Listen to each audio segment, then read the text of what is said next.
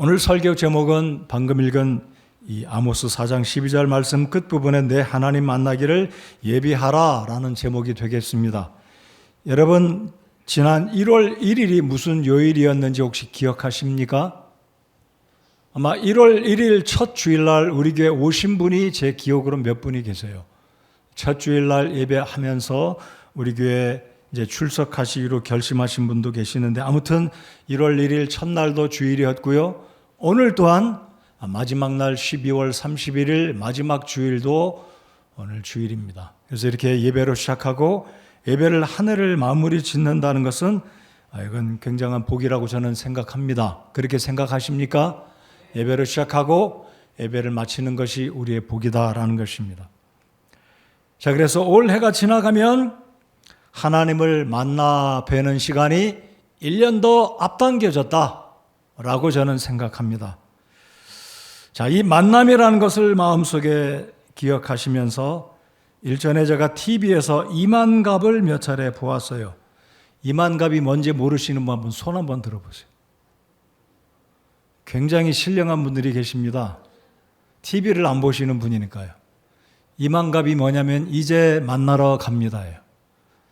탈북한 분들이 정말로 목숨을 내걸고 탈북을 했다가 북한에 남겨진 그 가족들을 여러 루트를 통해서 만나러 간다는 그 프로그램인데, 그걸 보면 정말 감동이 되고 우리 동포들이 얼마나 어려움 가운데 살고 자유와 생명을 위해서 이 땅에 내려온 그분들을 생각하면 우리 마음속에 감동이 있고, 평상시 자유롭게 살아가는 이 자유와 축복이 얼마나 귀한 것인지 새롭게 깨닫는 그런 시간이 되었습니다. 여러분, 우리는 하나님을 만나러 갈 겁니다. 준비되셨나요? 여러분, 제가 오늘 두 가지 측면으로 말씀을 드리는데 꼭 기억하십시오.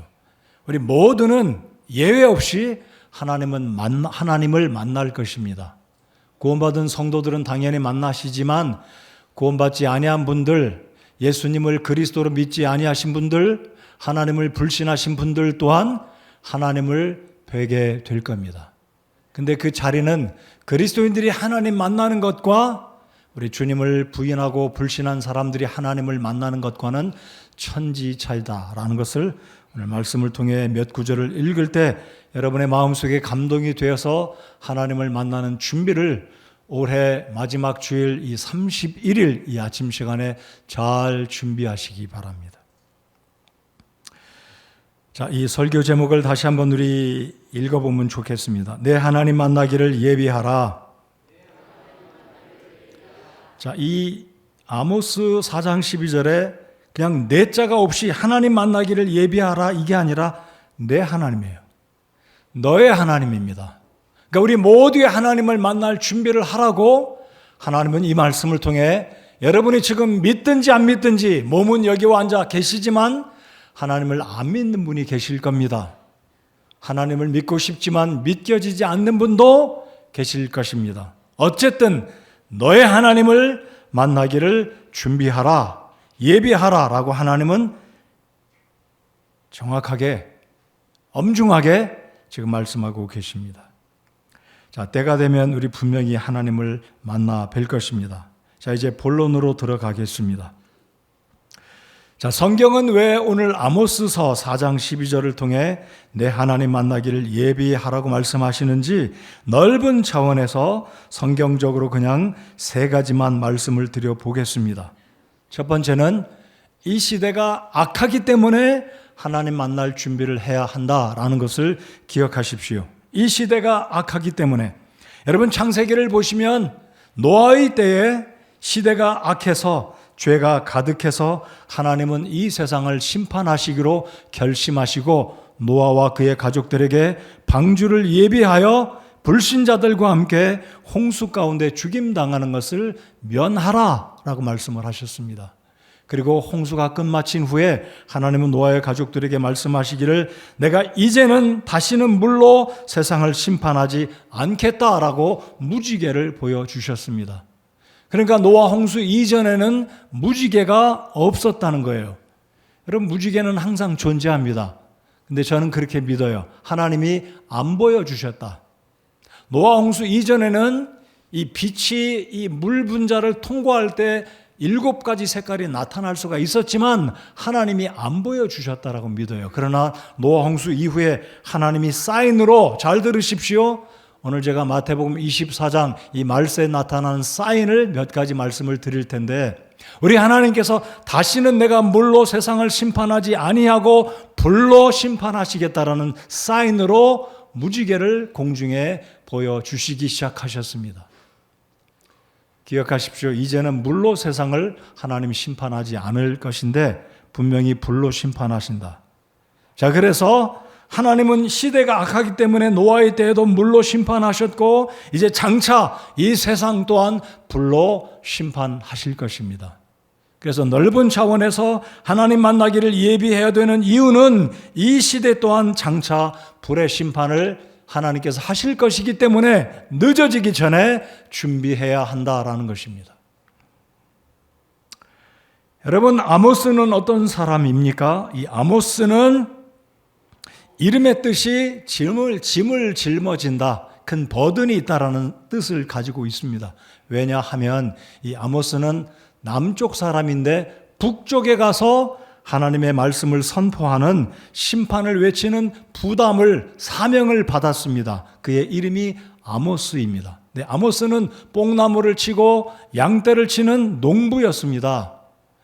여러분, 이 농부나 이 뽕나무를 재배하는 사람이 어떻게 하나님의 말씀을 선포하고 설교할 수 있겠습니까? 물론 할 수는 있겠지만 감당기 어려운 일인 것입니다. 그래서 그의 이름이 아모스, 짐을 진다. 하나님께서 그에게 짐을 지워 주셨다라는 뜻이 아모스입니다. 자, 이렇게 말씀드려 볼까요? 남쪽 사람인 저와 여러분에게 하나님이 나타나셔서 얘야, 너 북쪽에 올라가서 김정은에게, 북한 잘못된 사람들에게 선포하라. 가실 수 있겠습니까? 물론 이 비유는 조금 적용하기가 쉽지 않은 비유이지만 사실은 남한국 이 아모스 농부 출신의 이 사람에게 하나님께서 짐을 지워주시고 사명을 주시고 너 북쪽에 올라가서 북왕국 이스라엘 왕과 이스라엘 백성들과 종교 지도자들에게 그들의 부패와 타락과 잘못된 것을 지적하고 말씀 전하라. 여러분, 성경을 잘 보시면 아모스가 선포한 이후에 40년 만에 북왕국은 멸망하고 말았습니다. 회개할 수 있는 기회가 있었음에도 불구하고 아모스가 이야기합니다. 내 하나님 만나기를 예비할지니라. 선포의 말씀이 떨어졌지만 북왕국의 왕과 제사장들과 종교 지도자들과 부한자들은 여전히 하나님의 경고의 말씀을 무시하고 여전히 방종하고 살다가 주전 722년에 결국은 멸망당해버리고 말았습니다. 자, 우리 성경 구절을 이제 열어서 북왕국 이스라엘 백성들이 어떤 죄를 저지르고 있었는지 아모스 2장 6절로 8절까지 한번 같이 읽어보면서 그 당시에 북왕국 이스라엘이 얼마나 참담했는지 살펴보겠습니다. 자, 성경책이 없으신 분들은 화면을 보시고, 제가 누누이 자주 언급해드리지만 여러분의 성경책 들고 다니시기 바랍니다. 여러분의 성경책을 펴시고 읽겠습니다. 자, 아모스 2장 6절로 8절까지 함께 읽겠습니다. 시작. 주가 이같이 말하노라. 이스라엘의 3가지 범법, 곧 4가지 범법으로 인하여 내가 그것의 형벌을 돌이키지 아니하리니 이는 그들이 은을 얻기 위해 의로운 자를 팔며 신 한 켤레를 얻기 위해 가난한 자를 팔았기 때문이라. 그들이 가난한 자의 머리 위에 있는 땅의 티끌을 탐내며 온유한 자의 길을 굽게 하고 한 남자와 그의 아버지가 같은 젊은 여자에게로 들어가 내 거룩한 이름을 더럽히려 하며 모든 제단 옆에서 전당 잡은 옷 위에 스스로 눕고 자기들의 신을 섬기는 집에서 정죄 받은 자들의 포도주를 마시느니라. 아멘. 아멘 하기가 참 두려운 말씀입니다. 자, 여기에 서너 가지 죄가 있다라고 하나님이 지적하시는데요. 제가 설교 노트에 이 동일한 말씀에 숫자 5를 적어 두었습니다. 5가지, 6가지. 자, 첫 번째는 가난한 자의 머리 위에 있는 땅의 티끌을 탐내며 벼룩의 간을 빼먹었습니다. 누가요? 북왕국 이스라엘의 부자들은 가난한 자들에게 돈을 빌려주었다가 제때 돈을 갚지 못한다고 그들의 자녀들을 노예로 종으로 팔아버립니다. 재산을 다 발가벗겨 뺏어가 버립니다. 이것이 당시에 북왕국 이스라엘의 부자들의 횡포였습니다. 또 하나, 온유한 자의 길을 굽게 하고 한 남자와 그의 아버지가 같은 젊은 여자에게로 들어가 입에 담기도 언급하기도 부끄러운 죄를 저질렀습니다. 모든 제단 옆에서 전당 잡은 옷 위에 스스로 눕고 가난한 자들이 자신의 옷을 맡기고 돈을 빌려가고 곡물을 받아가고 양식 끼니를 받아갔는데 갚지 못하자 이 제사장들이 백성들을 착취하는 모습을 아모스 선지자를 통해 하나님이 그들의 죄의 민낯을 지금 보여주고 계십니다. 자, 제사장들은 어떻습니까? 자기들의 신을 섬기는 집에서 하나님의 거룩하신 성전에서 정죄받은 자들의, 물론 북왕국이니까 남왕국 예루살렘에 있는 성전이 아니라 사마리아에 있는 그들의 나름대로의 하나님을 예배하는 성소에서 제사장들은 우상의 포도주를 마신다라고 말씀합니다. 이스라엘 종교가 극도로 타락한 혼합된 종교의 모습을 하나님은 아모스를 통해서 이들의 죄를 책망하고 계십니다. 자, 이들의 부자들은 어떻게 살았는지 3장으로 넘어가 보시겠습니다. 3장 14절 15절에 보면 이들이 굉장한 호화를 누립니다. 오늘 이 시대에도 누리지 못하는 호사를 그 당시 북왕국의 부자들은 누리고 있었습니다. 3장 14절 15절 같이 읽습니다. 시작. 내가 이스라엘의 범법들을 그에게 벌하는 날에 베델의 제단들도 벌하고 그 제단의 뿔들을 꺾어 땅에 떨어뜨리며 또 겨울집과 여름집을 치리니 상아집들이 사라지고 큰 집들이 끝이 나리라 주가 말하노라.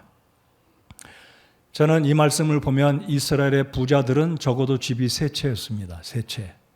평상시 사는 집 한 채, 추우면 따뜻한 곳으로 가서 사는 여름 별장, 이렇게 겨울이 오면 따뜻한 곳에서 가서 사는 여름 별장, 겨울 별장, 자기 집이 있었습니다.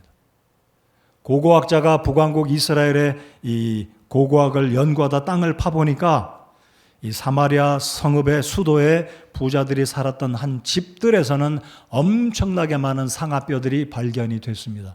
여러분, 지금 상아 아이보리는 지금도 금지가 되었지만 여전히 부자들은 상아를 가지고 부를 자랑하고 장식하는 동일합니다. 근데 이스라엘 백성들이 특별히 북왕국이 그러했다라는 거죠. 자, 역사적인 배경을 제가 잠깐 말씀드리면, 여러분이 아모스 선지자 대언자가 활동했을 때 이 북왕국은 호사를 누렸는데 왜 그랬냐면 아수르가 북쪽에 있는 다마스커스를 수도로 했던 아람을 공격해서 아람을 멸망시켜 버렸습니다.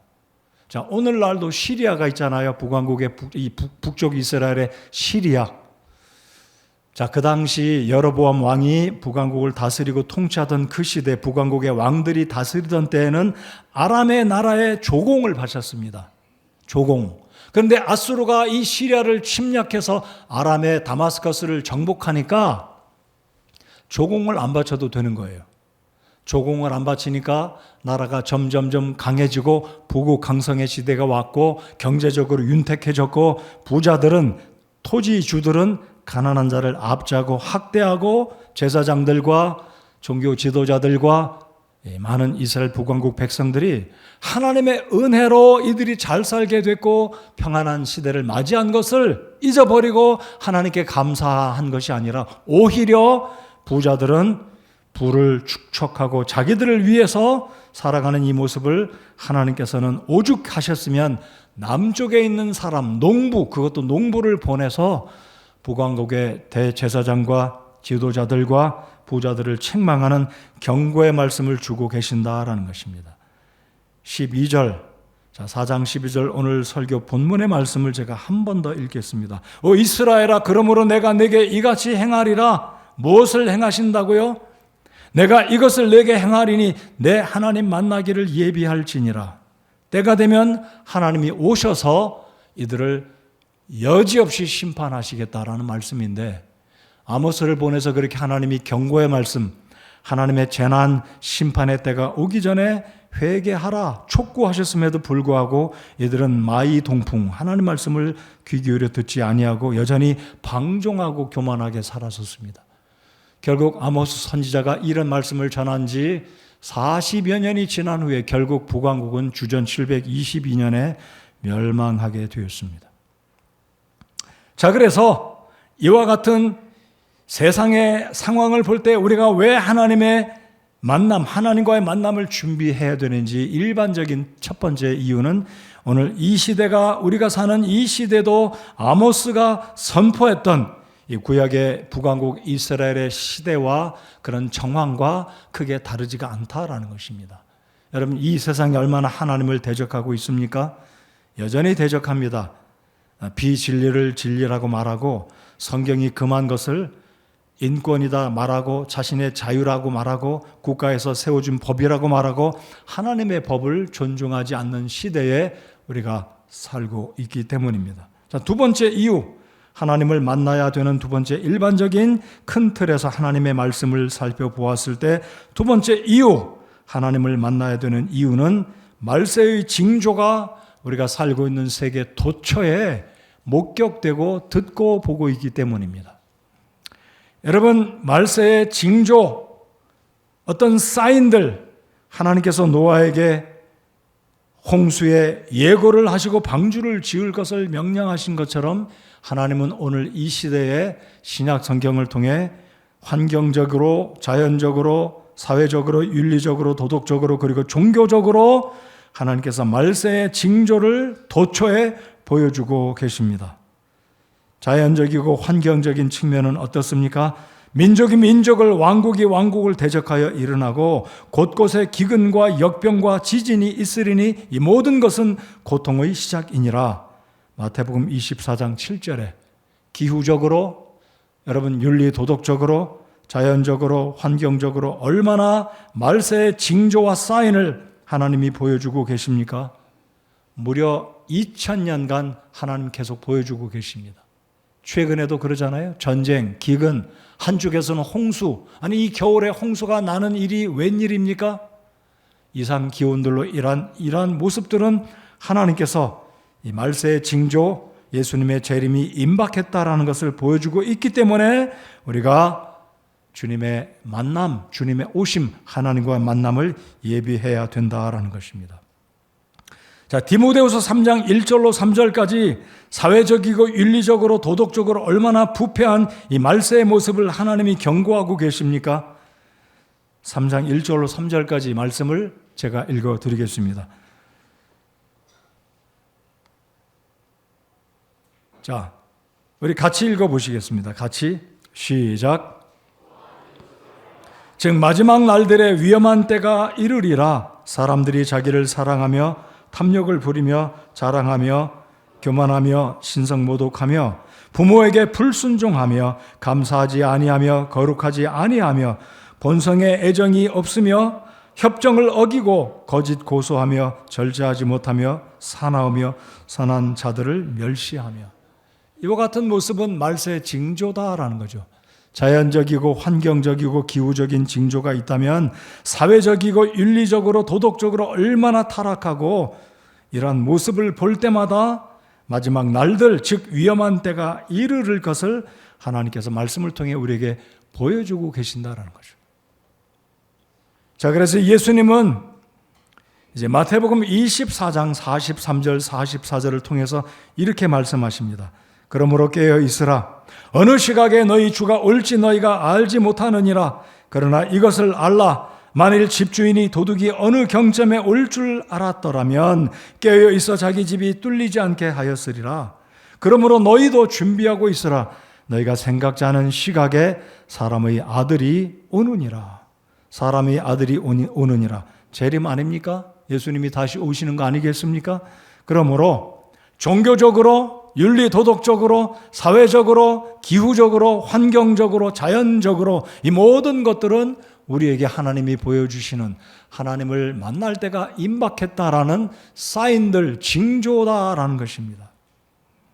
자, 세 번째는 하나님 만날 준비를 해야 되는 일반적인 큰 틀에서 세 번째 이유는 궁극적으로 모든 사람들은 필연적으로 하나님을 만날 것입니다. 제가 저희 아버지께서 예수님 믿지 않으실 때에 전도를 하면 사람이 죽어야 알지 천국과 지옥이 어떻게 있는지를 아느냐라고 이야기하셨습니다. 그러나 결국은 제가 간곡히 말씀을 드리고 예수님 믿고 천국 가셔야 된다, 하나님 만나기를 예비해야 된다라고 말씀을 드렸을 때 하나님의 성령께서 저희 아버지의 마음을 감동하시고 결국은 교회 한번 나오신 적이 없으셨고 성경 한 구절 읽어보신 적이 없으신 분이시지만 예수님을 영접하고 구원받으셨다라고 저는 믿고 영접하시고 편안하게 돌아가셨습니다. 그때가 99년 오늘입니다. 오늘. 예수님을 영접하고 천국 가셨는데, 자, 오늘 이 시간에 혹시 이 말씀을 들으시는 분, 오늘 여기에 나와 계신 분 가운데 내가 하나님을 믿고 구원받고 싶어도 안 믿겨지시는 분, 의도적으로 하나님을 거부하는 것은 아닌데 잘 안 믿겨지시는 분, 제가 이렇게 권면을 드리고 싶습니다. 내년부터는 성경 읽기를 작정하시고 성경을 창세기에서부터 계시록까지 읽었는데도 하나님이 어떤 감동을 안 주신다, 그러면 그때 가서는 하나님께 또 다른 측면으로 말씀을 드려보시고 시도해 보시기 바랍니다. 성경 말씀을 읽으시고 마음을 열고 하나님 말씀을 읽었을 때도 하나님이 어떤 감동도 주시지 않는다면 그때 가서 또다시 한번 하나님께 질문을 드려보시고, 일단은 아직까지 예수님이 잘 안 믿겨지시는 분, 믿고 싶어도 믿음이 안 생겨서 믿지 못하시는 분들은 내년도부터 성경을 꼭 읽기를 시작하시고 일정한 분량을 꼭 읽으시기 바랍니다. 자, 여러분, 이런 측면으로 제가 말씀을 드리겠습니다. 궁극적으로 모든 사람들은 구원받은 사람이든 기독교 신자든 불교 신자든 불신자든 무신론자든 회의론자든 진화론을 믿건 창조론을 믿건 이유를 불문하고 모든 사람들은 하나님을 만나게 될 것입니다. 피할 수 없어요. 불가피한 것입니다. 모두 다 하나님 앞에 서서 하나님을 뵙게 될 겁니다. 이것만 인식하셔도 여러분 복 받을 수 있게 될 겁니다. 자, 그렇다면 하나님을 뵙게 될 텐데 어떻게 그러면 우리가 하나님을 맞이할 준비할 것인지, 하나님을 어떻게 만날 것인지 잠시 후에 제가 말씀을 드리겠고요. 자, 하나님을 만날 준비를 해야 되는 일반적인 큰 틀에서 세 번째 이유는 모든 사람은 죽은 후에 하나님 앞에 서게 될 것입니다. 그렇기 때문에 하나님을 만날 준비를 해야 된다는 거죠. 여러분, 지금 살아있는 우리 목전에 하나님이 안 보이십니다. 천국도 지옥도 안 보입니다. 그러나 이 사실 성경에 기록한 이 말씀은 분명히 이루어질 것이기 때문에 하나님 앞에 서게 되는 것도 필연적으로 이루어질 일이기 때문에 지금 더 늦어지기 전에, 기회가 영영 사라지기 전에 지금 하나님 만날 준비를 해야 된다라는 것입니다. 자, 우리 히브리서 9장 27절, 28절 두 구절의 말씀을 같이 읽어 보시겠습니다. 여러분, 히브리서 9장 27절은 불신자에게 주시는 말씀이고, 그리고 28절은 구원받은 성도들에게 적용할 수 있는 말씀이다라고 생각해 보겠습니다. 자, 뭐라고요? 27절은 아직 구원받지 않은 자들에게 해당되어지는 말씀, 적용되어지는 말씀이라면 28절은 구원받은 그리스도인들에게 주시는 말씀이다. 자, 읽어보시겠습니다. 자, 여러분이 구원받으신 분인지 구원받지 않으신 분이 여러분이 아실 것입니다. 자, 27절 읽겠습니다. 시작. 한번 죽는 것은 사람들에게 정해진 것이요 이것 뒤에는 심판이 있나니. 누가 심판하신다고요? 자, 잠깐 멈추시고요. 27절은 구원받지 아니한 자들에게 주시는 경고의 말씀입니다. 죽으면 그것으로 끝이 아닙니다. 눈 감고 재가 되어서 땅속에 매장을 하든지 뿌리든지 바다에 뿌리든지 어떻게 하든지 그것이 끝이 아니라 죽고 난 다음에는 심판이 있다. 그럼 이 심판은 누구 앞에서 심판이다라는 것입니까? 하나님 앞에서. 그러니까 이 말씀을 잘 보시면 모든 사람들은 그렇기 때문에 살아있는 동안 하나님 만나기를 준비해야 된다, 예비해야 된다. 늦으면 기회는 없습니다. 예수님 믿고 구원받는 기회는 살아있을 동안에, 내가 의식이 또릿또릿할 때, 제가 그래서 성도들께 당부드리는 게 있어요. 연로하신 부모님들 기억력이 쇠해지시고 귀가 흐릿해져서 못 듣기 전에 복음을 듣게 하시라고. 여러분, 이 사명 감당하시기 바랍니다. 자, 28절 읽겠습니다. 시작. 이와 같이 그리스도께서도 많은 사람의 죄들을 담당하시려고 단 한 번 드려주셨으며 또 자신을 기다리는 자들에게 죄와 상관없이 두 번째 나타나사 구원에 이르게 하시리라. 자, 여러분, 두 번째 나타나신다는 이 말씀, 주님이 우리에게 나타나신다. 그리고 죄와 상관없이 우리를 데려가시기 위해서 기다리고 있는 우리들에게 죄와 상관없이, 즉 뱀아 심판되는 죄를 묻고 따지는 심판의 자리가 아니라 최종적으로 우리 몸의 구원을 이루어 주시고 상급을 주시고 칭찬하시고 천국에 데려가시기 위해서 오신다라는 거죠. 자, 그러니까 27절, 28절은 두 종류의 사람에게 적용할 수 있다라는 겁니다. 구원받지 않은 자에게는 구원을 위한 기회, 경고, 구원받지 않았으니까 심판의 시각이 다가오기 전에 회개하고 예수님을 영접하면 구원받게 되는 것이고, 구원받은 그리스도인들은 주님이 오셔서 우리를 데려가실 텐데, 우리를 만나실 텐데, 주님을 만나면 기쁘시게 하나님 앞에 칭찬을 받을 수 있을 것인가 라는 측면에서 하나님 만나기를 예비하고 준비하라라는 것입니다. 자, 그렇다면 이제 오늘 설교의 중심 부분, 핵심 부분이 되겠습니다. 어떻게 준비해야 되겠습니까? 이미 말씀드렸습니다. 자, 어떻게 하나님 만나기를 준비해야 되겠습니까? 사랑하는 구원받은 성도 여러분들, 잘 들어보시고 생각해 보시기 바랍니다. 구원은 받았는데, 구원 받았으니 어떻게 그러면 하나님 만나기를 준비할 것인가? 구원받으신 성도 여러분들, 세 글자를 꼭 마음속에 담아 두시기 바랍니다. 저를 따라서 해주시면 고맙겠습니다. 다림줄. 자, 다림줄을 꼭 붙드시고 기억하시고, 내가 하나님 만나려면 이 다림줄을 기억하시고 어떻게 하나님 뵙기를 준비할 것인가 기억하시기 바랍니다. 자, 다림줄이 무엇인지 잠시 후에 말씀드리겠습니다. 자, 구원받지 않으신 분들은 어떻게 하나님 만나기를 준비해야 하겠습니까? 다른 거 없어요. 교회 열심히 다니려고 생각하지 마십시오. 자, 교회 오지 말라는 얘기가 아닙니다. 성경 읽는 거 그만두라는 게 아닙니다. 기도 그만두라는 게 아닙니다. 종교적인 열심 그만두시고 회개하고 우선순위로 하나님 앞에 내가 죄인임을 인정하고 인식하고 뉘우치고 예수님을 마음속에 모시는 것이 가장 급선무다 이거죠. 그게 안 되기 때문에 제가 성경을 읽으라고 말씀드리는 것이지, 여러분 자칫 잘못하면 하나님 내가 1년 12달, 1년 52주 빠짐없이 교회 왔으니까 저 구원받았겠지요라고 착각하시면 안 된다는 거예요. 하나님 만나기를 예비한다는 것은요, 우리의 노력이 아니라, 우리의 헌금이 아니라, 선한 열심이 아니라, 기도의 분량을 쌓는 게 아니라 성경을 몇 번 읽었느냐가 아닙니다.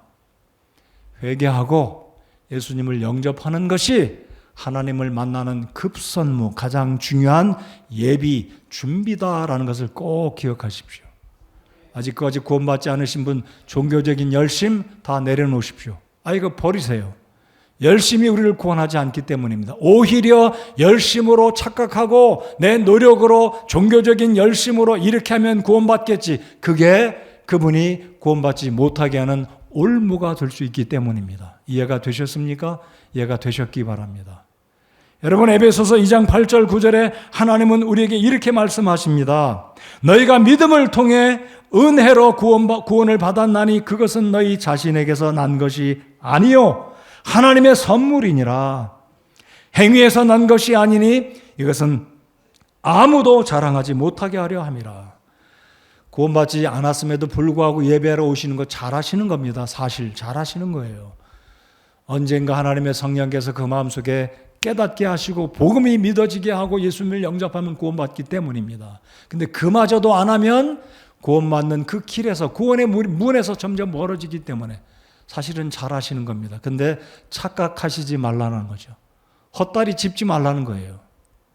구원은 내 열심이 아닙니다. 예배의 횟수가 아닙니다.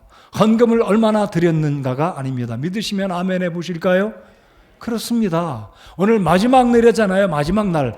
이 23년 마지막 12월 31일 마지막 주일날 여러분 아직까지 구원받지 않으신 분이 계시다면 내 노력으로 구원받는 게 아니다. 헌금으로 구원받는 게 아니라 하나님 앞에 내가 죄를 인정하고 뉘우치고 회개해서 돌이켜서 하나님 앞에 나아가서 어린 아이와 같은 마음으로 하나님 저 죄인입니다. 성경 다 믿겨지지 않지만 제가 죄인임을 인정합니다. 그거예요. 그거. 예수님이 나를 위해서 죽으신 것 믿고 감사합니다. 예수님이 흘리신 피를 의지해서 구원받는 그 은혜를 누리실 수 있기를 바랍니다. 이것이 진정한 하나님을 만나는 첫 번째 가장 중요한 조건 중에 조건이다라고 저는 믿습니다. 구원받지 않으신 분 하나님 만날 준비를 오늘 마지막 날 이 아침에 하시기를 간곡히 부탁을 드립니다. 자, 시편 1편에 이 말씀을 읽어드리기 원합니다. 경건치 아니한 자들은 그렇지 아니하며 오직 바람에 날리는 겨와 같도다. 그러므로 경건치 아니한 자들이 심판대에 서지 못하며 죄인들이 의로운 자들의 회중에 들지 못하리니 의로운 자들의 길은 주께서 아시나 경건치 아니한 자들의 길은 망하리로다. 그랬습니다. 여러분, 구원받지 아니한 자들은 몸은 예배당에 와 있을지 모르지만 그날에 하나님을 뵐 때에 구원받은 자들은 예수님이 오시면 공중에 들림받고 주님 앞에 있지만 그 자리에 구원받지 못한 자들은 이 말씀처럼 죄인들은 경건한 자들의 모임에 그 회중 가운데 들지 못할 것이다. 여러분, 구원받은 사람들이 하나님 앞에 있을 때 구원받지 못한 자들은 그 자리에 있지 못합니다. 공중에 올라가지 못할 겁니다. 자, 그래서 아직까지 구원받지 않으신 분들이 하나님을 만날 준비, 가장 급선무, 제일 중요한 준비는 헌금 준비해서 하나님께 드리고 아닙니다. 회개하고 예수님 영접하고 구원받아야 된다는 사실입니다. 자, 이제 구원받으신 우리 성도 여러분들, 우리가 어떻게 다림줄을 생각하고 하나님 만나기를 예비하고 준비돼야 하는지 아모스 7장 8절을 같이 읽어보시겠습니다. 아모스 7장 8절. 이제 구원받으신 성도 여러분들, 내가 어떻게 하나님 만나기를 준비할 것인지 이 말씀을 같이 읽고 준비하시기 바랍니다. 자, 성경이 있으신 분들은 7장 열어주시고 8절 같이 읽겠습니다. 시작. 주께서 내게 이르시되 아모스야 내가 무엇을 보느냐 하시기에 내가 이르되 다림줄이니이다 하매 그때 주께서 이르시되 보라 내가 다림줄을 내 백성 이스라엘의 한가운데 두고 다시는 그들 곁을 또 그냥 지나가지 아니하리니. 아멘. 여러분, 이 8절을 보시면 하나님이 이전에는 지나가신 적이 있으셨다라고 생각되십니까? 지나가셨어요. 자, 그러면 다림줄이 어떤 기능을 하는 것인지 말씀드려보겠습니다. 아마 우리 자매님들 중에 몇몇 분들은 다림줄이 뭔지 모르겠어요. 모르시는 분이 계실지도 모르겠어요. 자, 이 다림줄은 사진을 보여주십시오. 예전에 지나가다가 이런 거 보셨을 거예요. 밑에는 돌덩어리 급조해가지고 쇠추가 없으니까 뾰족한 추가 있어야 되는데 납덩어리나 쇠가 있어야 정확하게 그 쇠 끝이 수직으로 딱 떨어지면 미장공들이나 벽을 쌓는 분들이나 성벽을 쌓는 분들이 실을 따라서 직선으로 벽을 쌓으면 기울기가 정확하게 수직으로 90도 정확하게 쌓아져서 무너지지 않게 되는, 그때 사용하는 게 다림줄 또는 먹줄입니다. 먹줄 튕기는 거 보셨죠? 직선으로. 그러면 나무를 자르고 수직으로, 수평으로, 사각으로, 45도로 먹줄 튀긴 것에 따라 목수들이 나무를 자르고 벽돌을 쌓습니다. 이게 다림줄입니다. 자, 다시 말씀드리겠습니다. 하나님께서 아모스에게 묻습니다. 아모스야, 너 지금 뭐를 보고 있니? 네, 제가 다림줄을 보고 있습니다. 하나님 말씀하십니다. 내가 이전에는 너희 이스라엘 한가운데 두고 그 다림줄을 그냥 지나갔지만 다시는 다림줄을 그냥 지나가지 않겠다라고 말씀하십니다. 무슨 뜻입니까? 내가 만약에 다림줄에서 1도가 빗나갔다면, 30도가 어긋났다면 내 삶은 무너질 것이다. 내가 가만두지 않고 눈 감고 지나가지 않고 반드시 너의 다림줄이 너의 언행 속에, 너의 섬김 속에, 너의 삶의 모든 일거수일투족 가운데 내 다림줄에서 벗어난다면 내가 눈 감고 지나가지 않고 심판하겠다. 여러분, 우리의 삶에도 다림줄이 떨어져 있음을 인정하십시오. 하나님이 우리의 삶 가운데도 다림줄을 지금 두고 계세요. 그냥 이제는 눈 감고 지나가지 않겠고, 10도가 벌어졌으면 10도의 만큼을 하나님이 책망하시고, 50도가 아니 90도 가까이 기울어진 사람은 그때까지도 가지 않겠죠. 무너지겠죠. 이미 45도 넘어지면 절반이 넘어졌으니까 무너지겠죠. 여러분, 우리가 하나님의 얼굴을 뵙기 전에 이 땅을 살아가는 동안에 내 말 속에 다림줄이 있구나. 내 행위 속에 다림줄이 있구나. 우리 집에도 다림줄이 있고 내 일터에도 다림줄이 있고 우리 교회도 다림줄이 있구나. 이 다림줄에서 얼마나 벗어났는지 제때 우리 정신 차리지 않으면 하나님께서 우리에게 하나님을 만나기 전에 하나님이 물으시고 추궁하시고 징계하실 수 있다는 것을 기억하시기 바랍니다. 그리고 주님 앞에 섰을 때 너 내가 다림줄을 내가 두고 여태까지 지켜보았더니 너 네가 잘 살은 줄 아느냐? 너 이만큼 잘못됐어. 이거 잘못했어. 제가 수주 전에 그런 말씀을 드렸을 겁니다. 청지기의 직분, 믿음의 경주 어떻게 할 것인지 연말을 맞았기 때문에 제가 12월 첫 주, 두 주 계속해서 이런 측면에서 말씀을 전해드렸습니다. 여러분, 우리의 삶에 다림줄이 내리워져 있다는 것 꼭 기억하십시오. 우리 교회에도, 우리 나라에도, 우리 개개인의 삶 속에도, 특별히 우리 말에도, 우리 행실 가운데도 다림줄이 있다는 것. 그래서 7장 8절에 내가 다림줄을 내 백성 이스라엘이 한가운데 두고 다시는 그들 곁을 또 그냥 지나가지 아니하리니. 650년 이후 700년 가까이 오기까지 하나님은 아모스를 통해서 구약의 선지자, 대언자들을 통해서 이 다림줄을 두시고 그냥 지나가지 않으셨고 결국은 722년에 멸망했습니다. 멸망했어요. 여러분, 오늘 이 아침 생각해 보면 얼마나 감사한지 모릅니다. 제가 지난 수요일 날도 그런 말씀을 나누었습니다. 오늘 저녁에 송년 예배 때도 예수님의 재림에 대한 말씀을 제가 또 전하려고 준비를 했습니다. 이렇게 1년 뒤돌아보면 얼마나 감사합니까? 평안하게 건강한 모습으로 우리 주님 앞에 나와서 예배 드릴 수 있는 것 감사하십니까? 하나님의 다림줄이 여전히 있어요. 우리의 삶 가운데, 우리의 직장과 가정 가운데, 우리의 행위 가운데, 우리의 말 속에 다림줄은 여전히 있어요. 우리가 지난 12월 동안 벌 받은 것도 있어요. 사실은 하나님 앞에 우리가 알지 못하는 것도 있겠고 아는 분도 있을 거예요. 내가 하나님 앞에 벌 받았고 징계 받았네. 깨닫게 되어지는 것이 복이라고 저는 믿습니다. 여러분, 우리의 삶에 다림줄이 있다는 것 기억하십시다. 하나님이 여전히 내년에도 이 다림줄을 두시고 다시 그냥 지나가지 않겠다. 또 그냥 지나가지 아니하리니. 이스라엘 역사 가운데는 이 말씀이 성취됐어요. 왜입니까? 말씀드린 것처럼 722년에 북왕국이 하나님이 그들을 심판했기 때문에 심판받았습니다. 여러분, 성경에 보시면 다니엘서 보면 특별히 4장에 보면 느부갓네살이 교만해서 하나님 앞에서 징계를 받는데 큰 나무, 하늘에 닿았던 그 나무가 잘라져서 느부갓네살이 징계를 받는 모습, 그리고 5장에 가면 벨사살 역시 동일하게 하나님께 심판받습니다. 그 벽에 몸이 없는 손가락이 나타나서, 손만 나타나서 글 쓴 글씨, 그 벽에 뭐라고 써 있었습니까? 메네 데겔, 마지막 네 글자 뭐라고요? 우파르신. 내가 하나님의 저울에 달렸는데 하나님이 기대하던 무게에 이르지 못했다. 하나님의 기대에 부응하지 못했다. 결국 벨사살은 하나님의 가늠줄, 하나님의 저울에 달려서 가벼워서 하나님의 기대에 못 미쳐서 그날 밤 벨사살이 죽임당합니다. 그날 밤 바빌론이 멸망당하고 세계 역사 가운데 사라져 버렸어요. 무엇 때문입니까?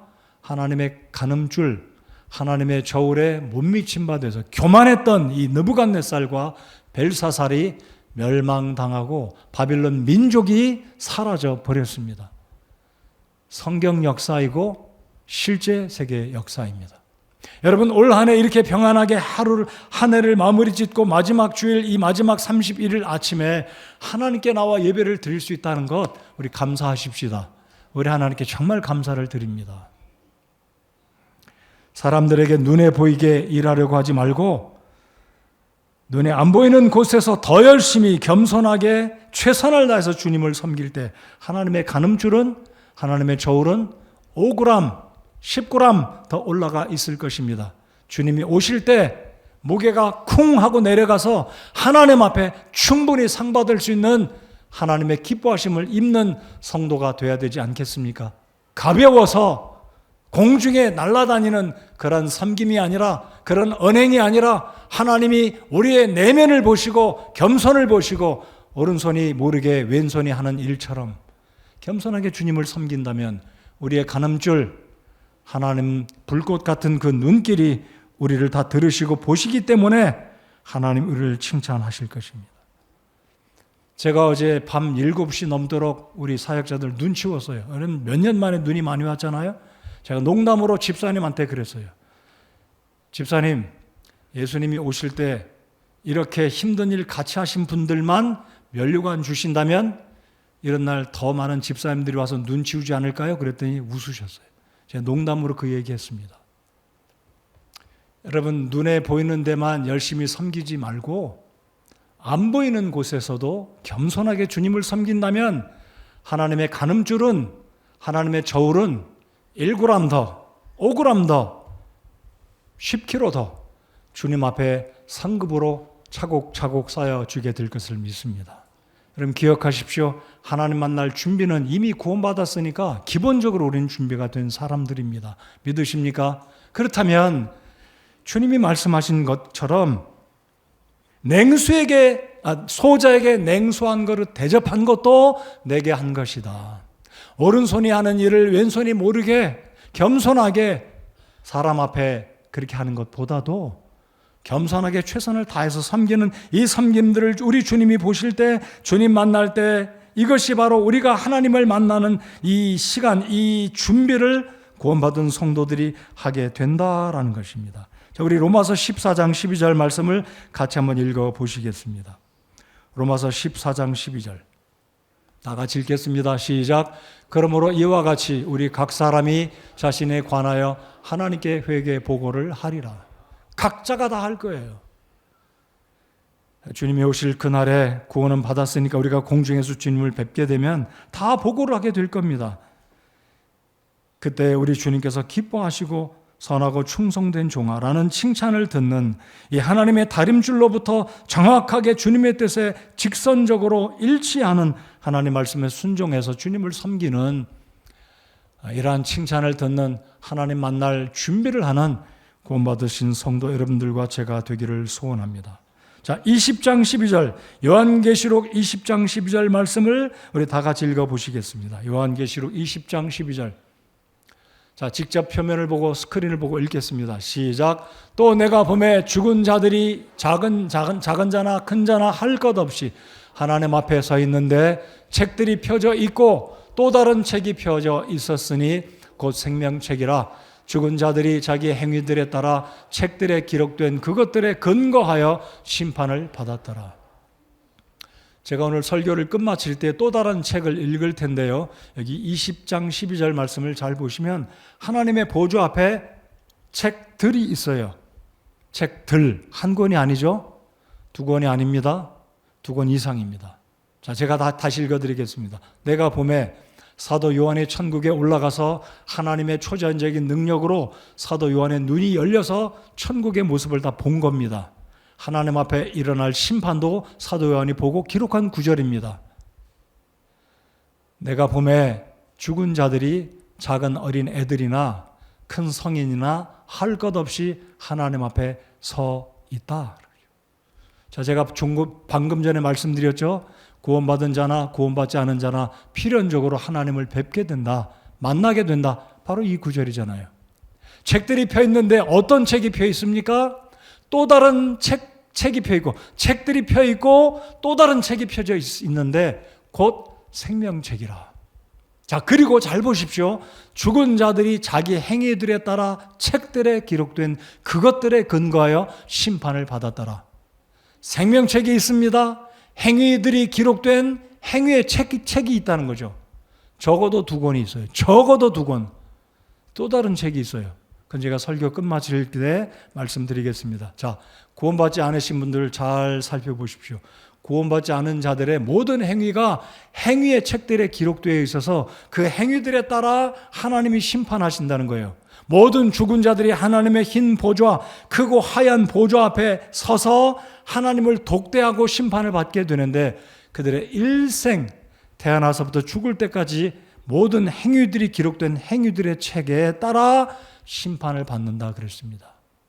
거짓말한 것, 화낸 것, 싸운 것, 마음속으로 남들을 미워한 것, 정죄한 것, 도둑질한 것, 불효한 것, 특별히 하나님 믿지 않은 것, 회개하지 않은 것, 그 죄들 때문에 행위의 책에 기록된 대로 근거하여 심판을 받게 되고, 그리고는 불호수에 떨어져서 영원히 형벌을 받게 된다는 사실. 여러분, 이 말씀들을 우리가 볼 때, 그러므로 구원받지 아니한 자들이 하나님과의 만남을 예비해야 되는 이 첫 번째 준비는 바로 구원받아야 된다는 사실입니다. 그리고 구원받으신 분들은 또 다른 책들이 있는데, 이 책들이 무엇이냐면 기념책이다라는 것을 오늘 설교를 마칠 때 같이 읽어보시겠습니다. 여러분, 구원받지 않은 자들은 그들은 행위의 책들에 그들의 모든 잘못된 행위들이 기록되지만, 구원받은 하나님의 성도들의 행위 또한 하나님께서 기억하시고 기록을 하는데, 그 기록된 책은 행위의 책이 아니라 기념책이다라고 말라기에 기록하고 있습니다. 자, 그렇기 때문에 구원받지 아니한 자들은 이러한 준비를 해야 된다는 것이죠. 먼저 구원받아야 된다. 자, 제가 이런 측면으로 말씀을 드리고 싶은 게 있습니다. 무엇이냐면, 예수님이 살아계시는 동안도 예수님이 친히 말씀하시기를 지금이 말세다 그랬습니다. 근데 그 지금이 지금부터 2000년 전입니다. 벌써 2000년이 지나간 거죠. 근데 지금도 말세라고 이야기하고 있고, 많은 설교자들이, 그리고 오늘도 제가 말씀드리기를 지금이 말세입니다. 기후적으로, 환경적으로, 자연적으로, 사회적으로, 윤리적으로, 도덕적으로, 그리고 종교적으로 지금 보면 지금이 말세다. 그런데 어떤 분들은 회의적으로 이렇게 생각할 거예요. 아니, 신약 성경도 말세라고 이야기했고, 예수님도 말세라고 이야기하셨고, 지금도 여전히 말세라고 하는데, 그 말세는 도대체 언제가 돼야 말세가 될 거냐? 2000년이 지나도록 아직도 예수님 안 오셨는데 예수님 언제 오시느냐? 이렇게 생각하시는 분이 계실 겁니다. 그렇다면 왜 하나님은 2000년 전에 예수님을 통해 말세라고 말씀하신 그 말세도 여전히 지금도 말세고 아직도 예수님이 안 오시느냐? 회의적으로 부정적으로 생각하실지 모르시지만은요, 예수님이 더디 오시는 이유는 첫 번째로 구원받지 아니한 자들 한 사람이라도 더 구원받게 하시려고 우리 하나님께서 예수님의 재림을 붙들고 계시고 늦추고 계시고 있다라고 저는 믿습니다. 여러분, 그렇게 믿으십니까? 이것이 결국은 하나님의 사랑이다라는 거죠. 구원받지 아니한 자들이 한 사람이라도 더 구원받으시게 하시려고 하나님은 예수님의 재림을 붙들고 계시고 늦추고 계시다라는 것입니다. 그리고 우리 구원받은 성도들을 향해서는 하나님을 위해서 조금 더 하나님이 기념하시는, 하나님이 기뻐하시는 많은 일들과 많은 섬김을 할 수 있도록 구원받은 성도들과 교회들에게 하나님이 기회를 주고 계신다라는 것입니다. 우리가 주님을 위해서 수고할 때마다 하나님이 기념책에 기록하시면서 저와 여러분을 통해서 세상의 빛과 소금으로 살아가게 하시고 한 사람이라도 더 구원받도록 복음 증거할 수 있는 기회를 주고 계시기 때문에 우리 예수님은 조금 더 예수님의 재림을 연기하고 계신다라는 것입니다. 한 가지 실화의 말씀을 드리고 오늘 말씀을 끝맺고자 합니다. 미국의 대통령, 전직 대통령 가운데 아이젠하워 대통령이 있습니다. 이분이 대통령직에서 은퇴하고 나이가 들어서 이제 죽을 때가 임박해서 결국은 병원에서 중환자실에서 이제 죽음의 시각이 시시각각 다가오는 그 시각에 빌리 그레함 목사, 이분도 이미 수년 전에 천국 가지 않았습니까? 이분 세상을 떠났는데 이 빌리 그레함 목사가 이 아이젠하워 대통령 죽기 전에 마지막으로 담당 목사로 대통령, 국가 대통령의 자문을 맡은 목사로 가서 상담코자 병원을 들어갔습니다. 이런저런 이야기를 하는 가운데 어느새 중환자실에 있던 면회 시간 30분이 다 지나서 부득이하게 면회를 마치고 나와야 되는 시간이 되었습니다. 그래서 이 빌리 그레함 목사님이 나오려고 하니까 뒷전에서 아이젠하워 전직 대통령이 목사님에게 이런 이야기를 합니다. 목사님, 빌리 그레함 목사님, 제가 하나님을 만날 준비가 안 됐습니다. 어떻게 하면 하나님을 만날 수 있는지 제게 확신이 필요합니다. 도와주십시오. 제가 마지막 목사님께 드리는 간곡한 부탁입니다. 라는 이야기를 들려주게 됩니다. 자, 그러자 문을 향해 나서던 이 빌리 그레함 목사님이 뒤를 돌이켜서 호주머니에서 성경책을 꺼내서 이런 이야기를 전해드립니다. 구원은 무슨 업적이 있다거나 선행을 많이 해서 얻을 수 있는 것이 아닙니다. 우리의 모든 노력으로는 죄의 문제를 해결할 수 없기 때문에 하나님께서 당신의 독생자 예수님을 보내주셨습니다.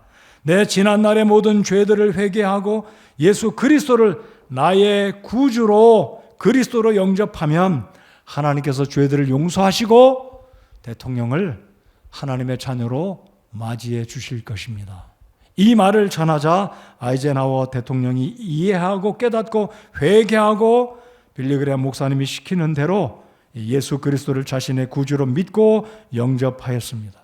그리고 빌리 그레함 목사님에게 이 말 한마디를 남기게 되었습니다. 뭐라고 했냐면요, 목사님 감사합니다. 나는 이제 준비가 되었습니다. 이 말을 남기고 수일 후에 이 아이젠하워 대통령이 천국에 갔다라는 실화의 이야기입니다. 사랑하는 성도 여러분들, 구원 받으셨습니까?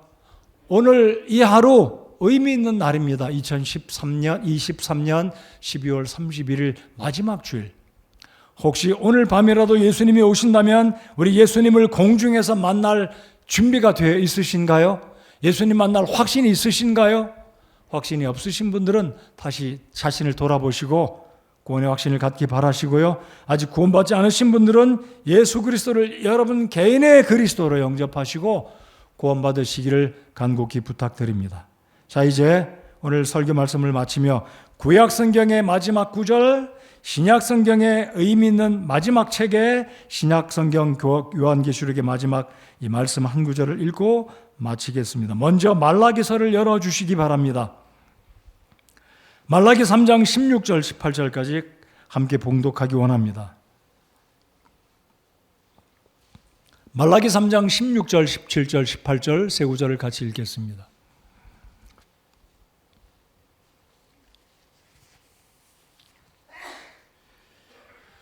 다 찾으셨으면 구약성경 말라기 3장 16, 17, 18절을 함께 봉독하겠습니다.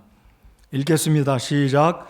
그때 주를 두려워한 자들이 서로 자주 말하며 주께서 귀를 기울여 그것을 들으시고 주를 두려워한 자들과 자신의 이름을 생각한 자들을 위하여 자기 앞에서 기념책을 기록하셨느니라. 만군의 주가 말하노라. 내가 나의 보석들을 만드는 그날에 그들을 나의 소유로 삼을 것이요 또 사람이 자기를 섬기는 자기의 친아들을 아끼는 것 같이 내가 그들을 아끼리니 그때 너희가 돌아와서 의로운 자와 사악한 자를 분별하고 하나님을 섬기는 자와 섬기지 아니하는 자를 분별하리라. 아멘. 여러분, 이 말씀 잘 보시면 하나님 앞에 책들이 있는데 그 중에 한 권의 책이 기념책입니다. 기념책, 생명책, 행위의 책. 적어도 하나님의 보좌 앞에는 몇 권의 책이 있다고요? 3권. 적어도 3권이에요. 기념책, 행위의 책, 생명책. 여러분과 저의 이름은 생명책에 기록되어 있음을 믿으십니까? 여러분의 이름은 하나님의 기념책에 기록되어지기를 원합니다. 더 많은 구절이, 더 많은 노력들, 행위들이 하나님이 기억하시고 기록하시고 보배처럼, 보물처럼 기억하시고 기뻐하시는 저와 여러분의 섬김이 되기를 바랍니다. 자, 이제 한 구절을 더 읽기 원합니다. 신약 성경의 마지막 책 요한계시록 21장을 열어주시기 바랍니다. 요한계시록 21장 6절로 8절까지. 자, 이제 이 책에는 어떤 내용들이 있는지, 하나님이 어떤 말씀을 하시는지, 자, 찾으시는 동안 성경에는 적어도 4권의 책이 있다라는 것. 하나님의 책, 성경책, 기념책, 생명책, 행위의 책. 영원한 하나님의 말씀 없어지지 않을 것이라고 말씀하시잖아요. 그렇죠? 자, 요한계시록 21장 6절로 8절 다 같이 읽겠습니다. 시작. 또 내게 이르시되 다 이루어졌도다. 나는 알파와 오메가여 시작과 끝이라. 내가 목마른 자에게 생명수의 샘에서 값없이 주리라. 이기는 자는 모든 것을 상속받으리니 나는 그의 하나님이 되고 그는 나의 아들이 되리라. 그러나 두려워하는 자들과 믿지 않는 자들과 가증한 자들과 살인자들과 음행을 일삼는 자들과 마법사들과 우상숭배자들과 모든 거짓말쟁이들은 불과 유황으로 타는 호수에서 자기 몫을 받으리니 이것은 둘째 사망이니라. 아멘. 여러분, 이 요한계시록 21장 6절로 8절까지 앞부분은 복된 말씀입니다. 굿뉴스예요. 희망의 메시지입니다. 그러나 나머지 뒤에 있는 두 구절은 무서운 말씀입니다. 구원받지 아니한 자들이 하나님 앞에 심판을 받고 거짓말한 사람들, 우상숭배한 자들, 온갖 음행을 일삼은 자들, 특별히 예수 그리스도를 자신의 구주로 믿지 않은 모든 불신자들은 자기 몫을 받을 것이다 그랬습니다. 이게 무슨 뜻입니까? 아까 전에 읽었던 행위의 책에 기록된 대로 하나님이 일일이 다 심판하시고 불과 유황으로 던져버릴 때 그 누구도 하나님께 반문할 수가 없어요. 자기 스스로 기억하거든요. 보거든요. 다 생각나거든요. 자, 그래서 오늘 이 말씀들을 기억하면서 구원받으신 성도 여러분들은 우리의 삶에 다림줄이 있다는 것을 기억하시고 하나님을 만날 준비를 잘 해야 되겠고, 구원받지 않으신 분들은 내 모든 그동안의 일생 동안 저질렀던 모든 행위들, 악한 행실들, 특별히 예수님을 믿지 않은 이 죄 중에 죄 중에 큰 죄, 예수님을 불신한 이 죄 때문에 지옥 간다는 사실을 기억하시고 더 늦어지기 전에, 이 해가 가기 전에 예수님을 영접하고 구원받으시기를 바랍니다. 자, 한 장 넘겨서 22장 20절을 읽고 우리 다 같이 자리에서 일어나 찬송하시겠습니다. 요한계시록 22장 20절 다 같이 읽겠습니다. 시작. 이것들을 증언하시는 분께서 이르시되 내가 반드시 속히 오리라 하시는도다. 아멘. 주 예수님이여 과연 그와 같이 오시옵소서. 아멘. 반드시 속히 올 것을 주님 말씀하십니다. 그러자 사도 요한은 이 마지막 계시가 닫혀질 때 요한계시록 22장 이제 마지막 끝부분에 이 말씀이, 하나님의 말씀, 계시의 말씀이 끝맺혀 갈 때 아멘, 주 예수님이여 과연 그와 같이 오시옵소서라고 대답하고 요한계시록의 말씀이 이제 다시 끝맺히고 있는 이 말씀. 여러분, 오늘 23년 마지막 날입니다. 마지막 주일입니다. 지난 한 해 어떻게 살아오셨는지, 새해에도 내 생각 속에, 내 말 속에, 내 가정과 일터 위에 하나님의 다림줄은 여전히 있다는 것 기억하십시오. 그 다림줄에 부합하는 말과 행실과 생각과 섬김으로 살아드리는, 그래서 하나님 만날 예비를 하는 저와 여러분들 구원받은 성도님들이 되기 바랍니다. 구원받지 않으신 분들은 다른 거 없어요. 먼저 회개하고 예수님 빨리 영접하시고 구원 받으셔야 됩니다. 다 같이 자리에서 일어나서 우리 찬송하겠습니다.